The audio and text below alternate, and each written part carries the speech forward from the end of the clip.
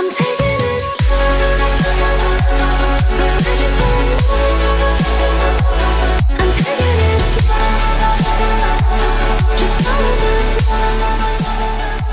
I'm taking it slow. Gear.Club Unlimited 3 feels like one of those racers that quietly hooks you for way longer than expected.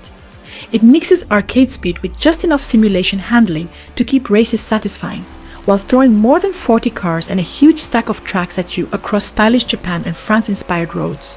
The progression loop of upgrading rides, unlocking faster cars, and grinding through events is surprisingly addictive. Visually, it's solid too, especially in handheld with smooth 60 FPS performance mode. The biggest downside is the rubber band AI, which can feel unfair near race endings, plus traffic-heavy races sometimes become chaotic messes. Still, for Switch racing fans, this is a pretty enjoyable ride.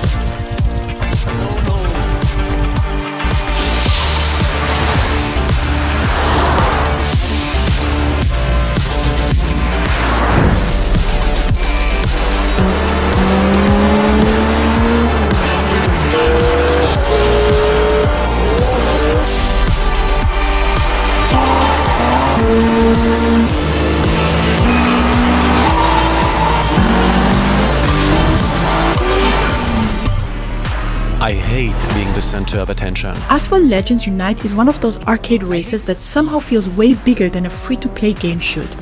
The racing is fast, chaotic, and ridiculously addictive, throwing you into tracks packed with boosts, crashes, ramps, and pure over-the-top speed. It's less about hardcore simulation and more about non-stop fun, which honestly works in its favor. The visuals are surprisingly strong too, with flashy cars and colorful environments giving off major big-budget racing vibes. Of course, the free-to-play side shows itself through car pack progression, fuel limits, and constant online requirements, which can get annoying fast. Still, once the races start, it's genuinely hard to put down.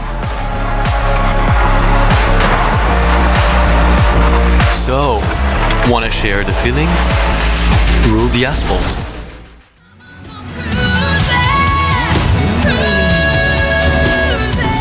Cruis'n Blast is basically arcade racing chaos done right.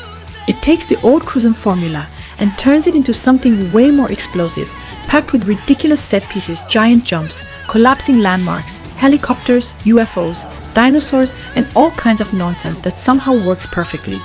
The drifting feels smooth and satisfying. The races are fast, loud, and constantly entertaining, and there's a surprising amount of content with dozens of tracks, unlockable vehicles, and upgrades to grind through. Performance dips and the lack of online multiplayer hold it back a bit, but honestly, this game feels like a pure celebration of old-school arcade racers. Dumb fun in the best possible way.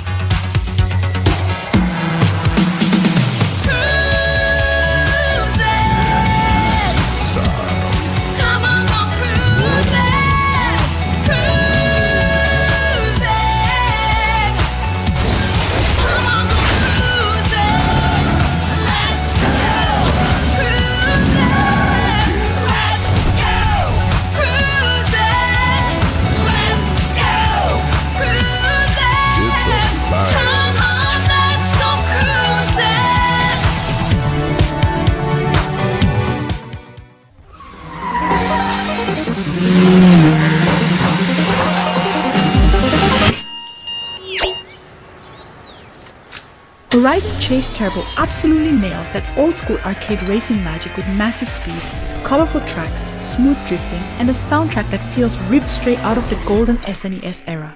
Inspired heavily by classics like Top Gear and OutRun, it delivers over 100 tracks packed with personality, from deserts and forests to neon-lit city roads. The handling is fast and satisfying, especially once the later cars start feeling almost F-Zero levels of ridiculous. On top of that, the game runs beautifully at 60 FPS and includes addictive progression, replay challenges, and excellent local multiplayer. No online racing is a shame, but honestly, this is still one of the best arcade races you can play on Switch.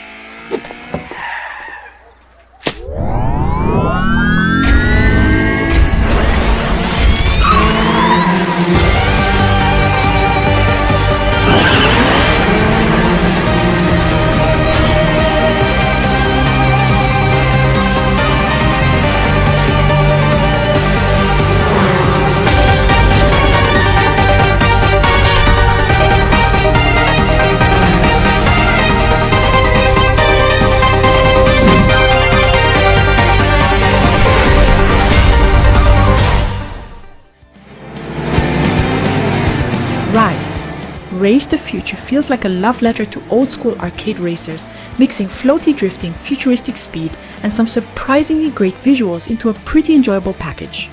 The big gimmick is cars transforming into boat-like machines across water sections, completely changing how races feel and forcing you to stay sharp with the handling. It's not the easiest racer to jump into though, since the slippery controls and unforgiving crashes can punish mistakes hard. Once the driving finally clicks, the game becomes genuinely fun, especially with its huge challenge mode and stylish tracks. The biggest downsides are repetitive environments, blurry handheld visuals, and the disappointing lack of multiplayer options.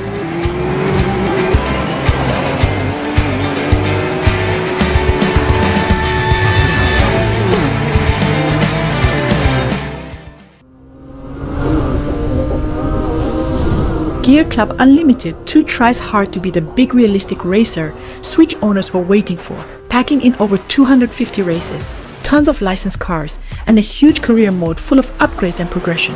On paper, it sounds great. In practice though, the experience gets dragged down by frustrating input lag, rough frame pacing, and painfully slow menus that constantly kill the momentum. Racing itself can still be fun once your brain adapts to the delayed handling, but it never feels fully smooth or satisfying. Add long loading times and clunky garage management on top, and you end up with a racer that had big ambition but struggled badly where it mattered most.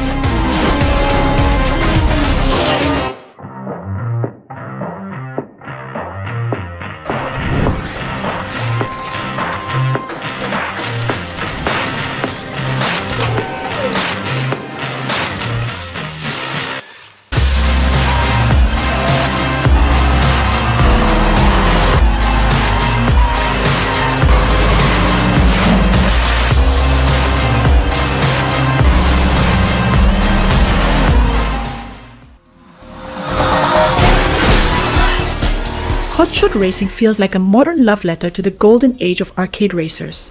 The low-poly visuals scream classic virtual racing and Daytona vibes, but the real star is the driving itself.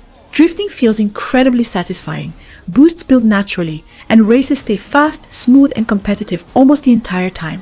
It absolutely nails that old-school, easy-to-play, hard-to-master energy.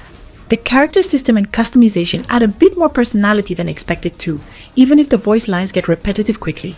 Some race modes feel forgettable and the rubber banding AI can get annoying, but when you're sliding through corners at 60 fps, none of that matters much.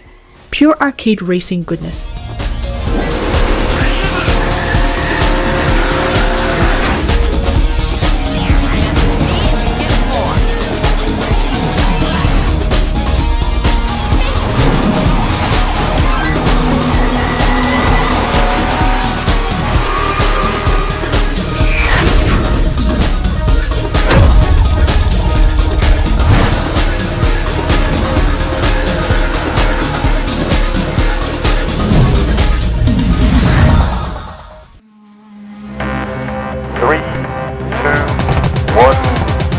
Rush Rally Origins is one of those rally games that skips the hardcore realism and just focuses on being fun. The handling is smooth, fast, and super easy to get into, letting you drift around corners almost immediately without fighting the controls for hours. It keeps the classic arcade rally vibe while still offering enough challenge through smart AI and tight time trials. There's also a solid variety of tracks spread across multiple countries, helping races stay fresh for quite a while. Visually, it's definitely not the most impressive racer out there, and some effects look weirdly unfinished, but the core driving feels great. Simple, accessible, and surprisingly addictive little rally racer.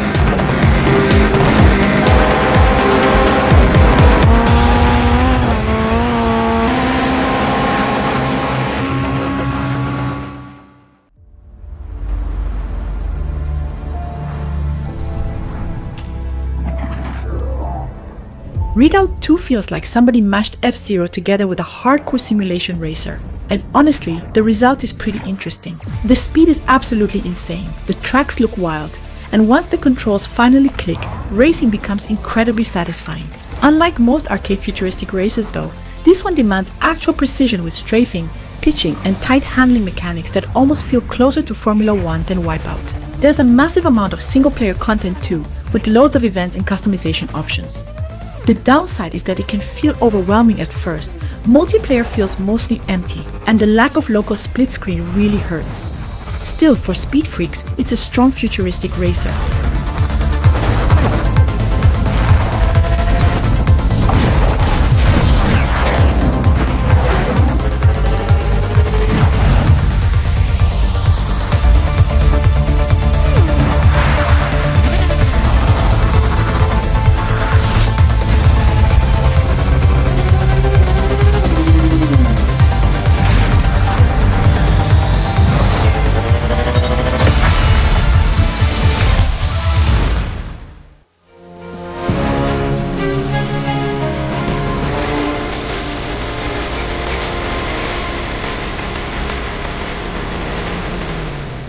Mantis Burn Racing is one of those racing games that looks simple at first, then suddenly eats hours of your life.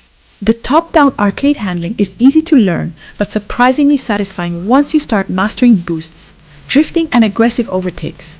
There's a ton of content too, with career events, upgrades, battle modes, and loads of multiplayer options that feel perfect for quick sessions with friends. The vehicle customization adds more depth than expected, letting cars handle very differently depending on your setup. Visually, it's clean and smooth, even if the track variety could have been better. Still, the fast pacing, addictive racing loop, and excellent local multiplayer make this a seriously underrated arcade racer.